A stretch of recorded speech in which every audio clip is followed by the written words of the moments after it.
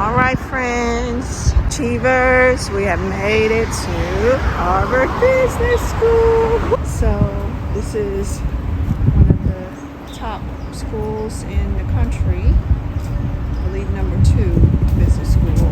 And let's take a look around. So first of all, I'll say that Harvard Business School has its own section of a campus. It's separate from the actual university, the whole university.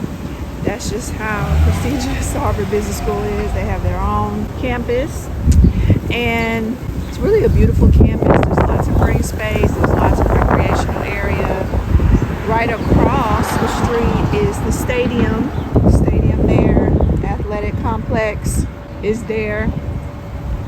So I'll get a little more into the campus. Stay to the end for a special announcement. Hey, so you can see how beautiful the campus is. Looks like there's a chapel, there's a center for entrepreneurship there. Lots of construction going on in the area surrounding the campus. I noticed that as I've walked around. This is the main entranceway here for taxis and Ubers. They come in this roundabout area, drop-off area. You see people there taking photos. So there's a center for entrepreneurship. I'm not going to pretend to act like I know what all these buildings are because I don't. But I do believe this is the library. And that I think I do know. Bloomberg Library. So it's a very beautiful campus. And I will get around to showing you one of the dorm rooms that's here on the Harvard Business School campus. So we're at the Hawes building, which is a classroom building.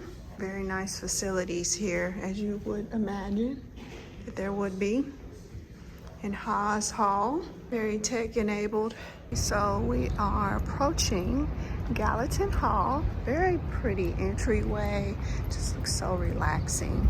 Let's head in and look at one of the dorm rooms. Room 320. So what is it like to stay in a dorm room at Harvard? So they have a desk area, space for those books, recycle bin, of course, full-size bed, a large window, your air conditioning and heating unit is all in one.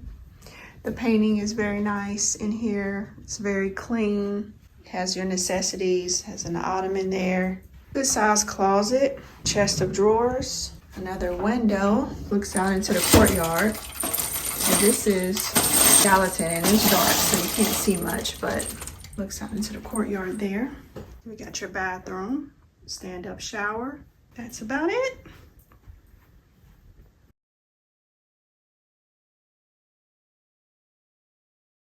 There is a kitchen in this dorm.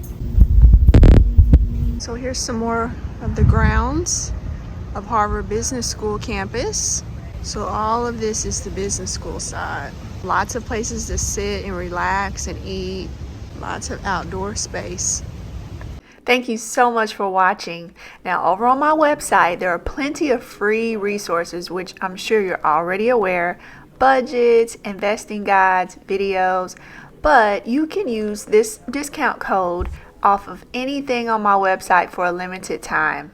So be sure to go there now at LakishaSimmons.com and use this discount code. Hey friends, well this wraps up my tour of Boston. I've truly enjoyed it. It's never been one of those places that I've been excited like, oh, I have to go to Boston, because I just really didn't know what would be here for a person like me and my interests. But here we are, and on my road to 50, I'm going to check off all these states that I just never thought I had a desire to go to, but I want to visit every state. And so finishing up Boston, this is summer 2024. I've enjoyed it. I have shown you Harvard Business School, the dorms at Harvard Business School. If you ever wonder, what are the dorms like at Harvard, right? That's pretty cool, right? So I'm going to show you some dorms. I've shown you the Boston Zoo at Franklin Park. I've shown you the aquarium. We've gone on a Boston Harbor tour together. We learned all about the Boston Tea Party. We have explored. We've eaten lobster rolls. We've had plenty of seafood. The weather's been gorgeous. We've walked. We've been to Harvard Square. We've really enjoyed. As you can tell, the one thing I don't do much is shop, so I haven't been looking too much to shop, so I can't tell you anything about the malls. It's just been a really nice place to come enjoy the weather. Lots of trees, lots of traffic. Now you could rent a car to maybe save on the Uber cost, because I spent a pretty penny on Ubers, and at least maybe $125, so I'll have to put my exact amounts in here somewhere, but maybe $125 on Ubers. I've just been here a few days. I did take the train, first time solo.